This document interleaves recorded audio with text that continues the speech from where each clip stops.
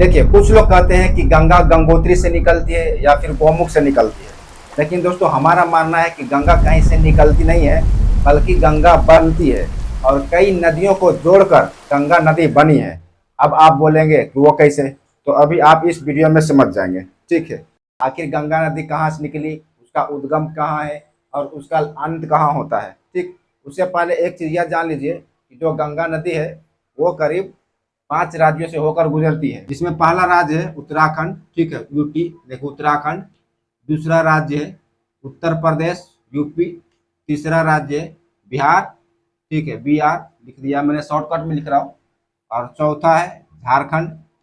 ठीक है, जेएच। और पांचवा है वेस्ट बंगाल। ठीक। इन 5 राज्यों से गंगा नदी गुजरती है। और इसका लास्ट कहाँ होता है वो भी मैं आपको बताऊंगा इस वीडियो के अंत में। लेकिन पहले शुरुआत तो जानिए कि उद्गम कहाँ से होता है गंगा नदी का। कुछ लोग कहते हैं कि गंगोत्री से निकल रहा, कुछ लोग कहते हैं गौमुख से निकल रहा। ठीक है, लेकिन हकीकत में क्या है, कहाँ से निकलती है, वो इस वीडियो में समझिए। देखिए, हमारे देश में एक उत्तराखंड राज्य है, छोटा सा राज्य है, जहाँ की पहाड़ी एरिया खाली और देवी देवताओं का तीर्थ स्थल है ज़्यादा। ठीक है, तो वहाँ पर उत्तराखंड में एक जगह है, एक है उत्तर काशी और दूसरा है बद्रीनाथ, जहाँ पर काफी पहाड़ी एरिया है। ठीक है, यहाँ पे हम पहाड़ बना देते हैं, यह पहाड़ी एरिया है और ये है बद्रीनाथ।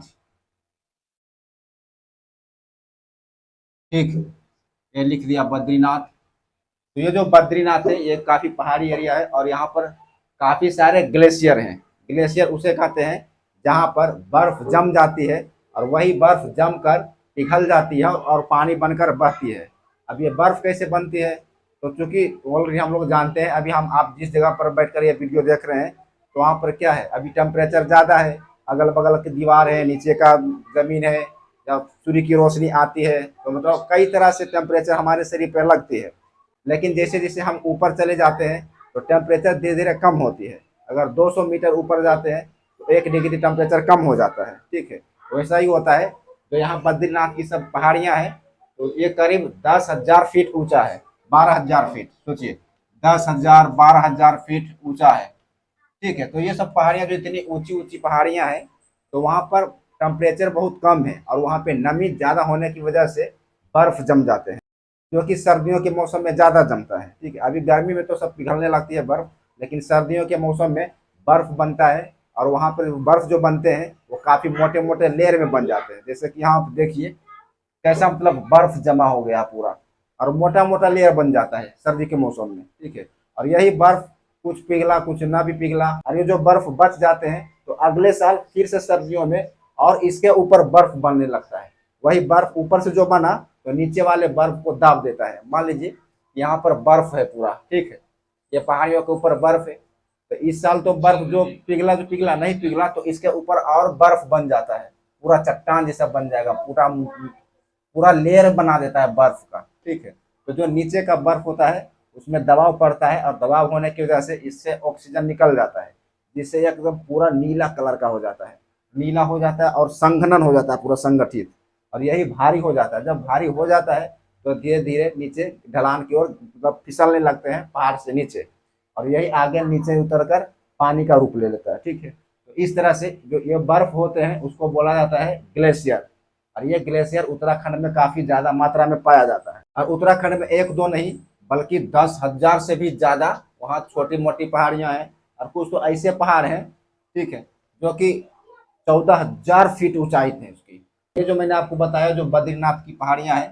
ठीक है, यहाँ पर एक जगह है संतोपत हिमानी। ठीक, संतोपत हिमानी, हिमानी का मतलब होता है पहाड़ी एरिया।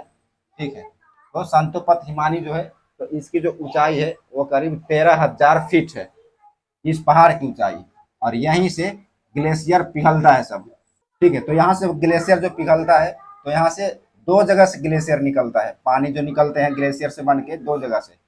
पहला जो है धौली गंगा, ठीक, धौली गंगा से निकलता है ग्लेशियर, और दूसरा जो है वो विष्णु गंगा है। ठीक है, विष्णु गंगा। संतोपति हिमानी से दो ग्लेशियर निकलते हैं पानी के, ठीक है, एक धौली गंगा है और दूसरा विष्णु प्रयाग, और ये आकर मिलता है यहाँ पर, ठीक है। और यहाँ पर जो मिला तो इसको बोलते हैं विष्णु प्रयाग, क्योंकि जब दो नदियों का आपस में कहीं पे मिलन होता है तो इसको बोलते हैं मिलन प्रयाग, यानी प्रयाग मतलब संगम, ठीक है। तो इसको बोला गया विष्णु प्रयाग, ठीक है, विष्णु प्रयाग, ये संगम हुआ। और यहाँ से एक गहरी नदी निकलती है, ठीक है, ऐसा नदी निकल रही है, देखिए ये मैं बना देता हूँ दूसरे कलर से, एक गहरी गहरी नदी निकली है, ठीक, आगे समझेंगे इसको, ठीक है। तो यहाँ जो मिलन हो रहा है तो विष्णु प्रयाग नाम दिया गया इस मिलन को। यहाँ पर एक बात और समझिए, जो नदी की गहराई ज्यादा होती है तो उस नाम से आगे का नदी फॉरवर्ड किया जाता है, जैसे कि विष्णु गंगा है और धौली गंगा है, तो विष्णु गंगा यहाँ जो आती है वो ज्यादा गहरा है, और यहाँ जब मिलन होता है विष्णु प्रयाग में तो विष्णु गंगा के नाम से विष्णु प्रयाग नाम दिया गया इस मिलन को, ठीक। अब यहाँ से आगे आती है तो ठीक है, तो जो नदी आगे आ रही है तो उसको बोला गया अलकनंदा नदी, ठीक है, अलकनंदा नदी, ठीक है। ये हुआ मेन लाइन जो है आप देख रहे हैं, मेन अलकनंदा नदी है। अब यहाँ समझिए ध्यान से, अब अलकनंदा नदी में भी एक और नदी आकर मिलती है यहाँ पे, ठीक है, तो ये है नंदाकिनी नदी, नंदाकिनी नदी, ठीक है, नंदाकिनी है, मंदाकिनी नहीं, नंदाकिनी, मंदाकिनी भी आएगी, वो हम बाद में बताते हैं आगे वीडियो में। यहाँ से एक और नदी आई और अलकनंदा में मिल गई। अब जो नंदाकिनी नदी यहाँ पर आकर मिली तो इस मिलन को कहा गया नंद प्रयाग, ठीक है, नंद प्रयाग। प्रयाग का मतलब तो बता ही दिया, प्रयाग का मतलब होता है मिलन, दो नदियों का एक जगह संगम, ठीक है। तो नंदाकिनी यहाँ आकर मिली तो हो गया नंद प्रयाग। एक और नदी आकर मिलती है यहाँ से, ठीक है, यहाँ पे कौन सा नदी, पिंडार, पिंडार नदी आकर मिलती है। तो पिंडार नदी यहाँ आकर मिली तो इस संगम को कहते हैं कर्ण प्रयाग, ठीक, कर्ण प्रयाग। अब यहाँ तक तो समझ गए, क्योंकि ये नंदाकिनी आकर मिली अलकनंदा में तो अलकनंदा आगे आ रही है पानी, और पानी इसमें और ज्यादा बहाव बढ़ गया। ये पिंडार नदी भी मिली अलकनंदा में, ये अलकनंदा का और बहाव ज्यादा बढ़ गया, यानी कि पानी ज्यादा हो गया इसमें, और ये और आगे आ रही है। ये तो खैर इधर से नदियां आई, इधर से आई। अब और इधर से देखिए, यहाँ है केदारनाथ, ठीक, केदारनाथ। अब यहाँ से एक नदी आई है और यहाँ आकर मिली है, ठीक। तो यहाँ जो संगम हो रहा है केदारनाथ का तो इसको बोला गया है रुद्र प्रयाग, रुद्र प्रयाग, ठीक है, इस संगम को, ठीक है। अब जो ये केदारनाथ से नदी निकल कर आई है और यहाँ रुद्र प्रयाग में मिली है अलकनंदा से, ठीक है, तो ये जो नदी है ये नदी है मंदाकिनी, ठीक है, मंदाकिनी। यहाँ पे कौन सा था, नंदाकिनी, जो कि यहाँ आकर मिली कर्णप्रयाग में, लेकिन ये केदारनाथ से जो निकली है नदी वो आकर सीधे अलकनंदा से मिली यहाँ पे इस संगम में, जिसे रुद्रप्रयाग कहते हैं। और ये नदी जो थी वो नदी है मंदाकिनी, ठीक है। और वहीं एक और है यहाँ से उत्तराखंड में ही है, उत्तरकाशी, ठीक है, उत्तरकाशी, जो कि एक पहाड़ी एरिया है। यहाँ से एक नदी निकली है और यहाँ आकर मिली है, ठीक है। तो जो उत्तरकाशी से नदी आ रही है वो नदी का नाम है भागीरथी नदी, भागीरथी, ठीक। ये जो नदी देख रहे हैं उत्तरकाशी से निकली है वो भागीरथी नदी है और यहाँ आकर मिली है, और ये जो मिली है तो इसको बोलते हैं देव प्रयाग, देव प्रयाग, ठीक। उत्तरकाशी से जो नदी निकली तो वो भागीरथी नदी निकली और ये आकर कहाँ मिली, अलकनंदा से मिली। तो अलकनंदा से जहां पर मिली संगम को तो उस संगम को बोला गया देव प्रयाग, ठीक। और इसी उत्तरकाशी में एक और नदी आकर जुटती है, ठीक है, यहाँ से इधर आती है और यहाँ पर जुटती है, जो जिसे हम कहते हैं भीलांगना नदी, भीलांगना, ठीक है। इधर से भीलांगना नदी आती है और भागीरथी नदी में मिलती है, और ये भागीरथी नदी इस पानी को लेकर यहाँ देव प्रयाग में लाता है। तो ये जो देव प्रयाग है, यहाँ पे मिलन हुआ भागीरथी नदी का, तो ये देव प्रयाग से चालू होता है गंगा नदी, गंगा नदी। ये देव प्रयाग को भी गंगा नदी ही बोलते हैं, और यहीं से गंगा नदी का मतलब स्टार्टिंग होता है।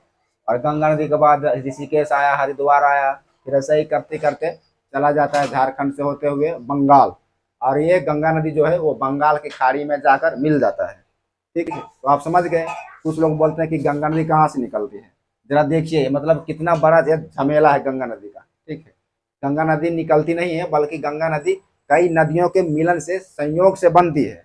कितना नदी मिला हुआ है सोच लीजिए, इधर 1 2 3 4 5 6 और ये नीचे है 7 8, मतलब कितना नदी। ये तो जो मैंने बताया आपको ये बड़ी बड़ी नदियां हैं, लेकिन इसमें भी और छोटी छोटी नदियां समाहित हैं। छोटी छोटी नदियां सभी में मिली हुई है। ठीक है, हर एक स्टेट का छोटी छोटी नदियां सब मिली हुई है बड़े बड़े नदियों में, और वो बड़ी बड़ी नदियां अलकनंदा में आकर गिरी, और इधर से केदारनाथ से जो आई है मंदाकिनी, इधर उत्तरकाशी से जो आई भागीरथी, उसमें से छोटी छोटी नदियों का मतलब संयोजन हुआ है।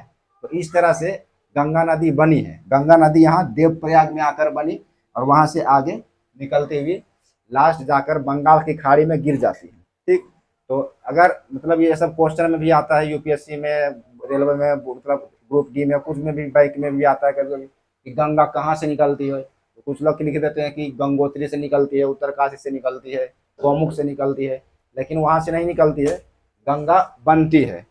हाँ, छोटे मोटे मतलब ग्रुप डी में ये सब भी लिख सकते हैं कि हाँ चलो गंगा निकलती है गंगोत्री से, उत्तरकाशी से। ठीक है, इस तरह से दोस्तों ये है गंगा नदी का मतलब पूरा उद्गम स्थल, और गंगा इस तरह से बनी है। अब यहाँ एक बात और समझिए, जो गंगा नदी है उसकी जो लंबाई है वो करीब 2500 किलोमीटर है। ठीक है, यानी कि उत्तराखंड से लेकर उत्तरकाशी और यहाँ संतोपति हिमानी से लेकर बंगाल की खाड़ी में गिरने तक 2500 किलोमीटर है। जो कि ये जो नदी है वो किसी राज्य में 4 किलोमीटर चौड़ी है, किसी राज्य में 3 किलोमीटर चौड़ी है, किसी राज्य में 2 किलोमीटर चौड़ी है, मतलब 3 से 8 किलोमीटर के बीच चौड़ी है। ये 5 राज्यों में मिलाकर कहीं ज़्यादा चौड़ी है तो कहीं कम चौड़ी है। ठीक, तो आप देख सकते हैं पूरा, अगर आपको चाहिए तो आप स्क्रीनशॉट ले लीजिए। ठीक है, और तो चूंकि यहाँ एक बात नोटिस कीजिए कि जितने भी यहाँ पर नाम है, जैसे कि धौली गंगा, विष्णु गंगा, विष्णु प्रयाग, नंदाकिनी, पिंडार, अलकनंदा, देवप्रयाग, ये सब जितने भी नाम है, गंगा नदी, ये सब सभी हिंदू नाम है। क्यों? क्योंकि हमारा जो देश है वो हिंदुओं का मतलब जनसंख्या ज़्यादा है, हिंदू बहु इलाका है, और नाम भी है हिंदुस्तान, हिंदुओं का स्थान। तो हिंदुस्तान होने की वजह से हमारे देश में जो हमारे पूर्वज थे उन लोगों ने बड़ी बड़ी नदियों, जो कि देश की शान होती है नदियाँ, तो इस वजह से उन लोगों ने हिंदुस्तान होने की वजह से उन नदियों का नाम सभी हिंदू रखा। किसी का नाम सुना कि सुलेमान है, सलीम है, या अकबर है, बाबर है, कहीं किसी का नाम आया? नहीं, सबका जो है वो हिंदू नाम ही है, और सब पवित्र नाम है, मतलब देवी देवताओं के नाम जुड़ा हुआ है, ऐसा नाम है। ठीक है, तो इस तरह से ये था गंगा नदी का उद्गम से लेकर लास्ट तक। और वहीं एक बात और समझ लीजिए जो कि बहुत खास है और इम्पोर्टेंट बात है कि गंगा नदी के जल में कीड़े क्यों नहीं पड़ते हैं। तो दोस्तों कीड़ा इसलिए नहीं पड़ता है क्योंकि गंगा नदी के पानी में एक बैक्टीरिया पाया जाता है, वायरस होता है, एक वायरस है जिसका नाम है बैक्टीरियोफेज। ठीक है, बैक्टीरियोफेज नाम का एक वायरस पाया जाता है, जो वायरस जो जल में होते हैं कीड़े, मतलब हानिकारक कीड़े, ठीक है, उसको नष्ट कर देता है। ठीक है, तो ये जो बैक्टीरिया फेस नामक वायरस है वो गंगा जल के जो कीड़े होते हैं पानी में, मतलब कीड़े जो पनपते हैं, पनपने की कोशिश करते हैं, तो उसको मार देता है, नष्ट कर देता है, मार देता है। तो वहाँ पे कोई मतलब हानिकारक कीड़ा पनपता ही नहीं, जिसकी वजह से वो पानी साफ रहता है, गंदा भी नहीं होता है। लेकिन आजकल क्या हो गया है, इधर नोएडा, उत्तर प्रदेश, और जहाँ ये उत्तराखंड और बिहार तरफ जाती है तो उसमें सब मुर्दा जला देता है आदमी को, मतलब वो क्या क्या कर देता है, और फैक्ट्रियों का पानी गिरता है, उस वजह से सब गंदा कर देता है।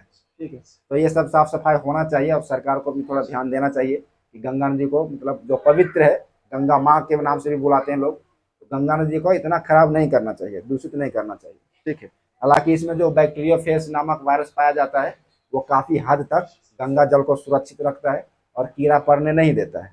ठीक है, अगर आपसे कोई पूछे, या तो फिर कोई एग्जाम में बीपीएससी में, या तो फिर यूपीएससी में, या तो फिर रेलवे में, बैंक में पूछा जाए कि गंगा जल में कीड़े क्यों नहीं रखते हैं, कौन सा वायरस होता है, तो आपको लिखना है बैक्टीरियोफेज वायरस होता है, जो कि गंगा जल के पानी में कीड़ा को मार देता है, नष्ट कर देता है। तो आई होप दोस्तों आपको समझ में आ गया होगा कि गंगा जल का उद्गम कैसे हुआ और कहाँ तक जाकर समाप्त हुआ।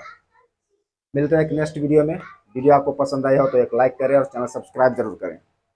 मिलेंगे दूसरे वीडियो में अगले टॉपिक पर, तब तक के लिए धन्यवाद, जय हिंद।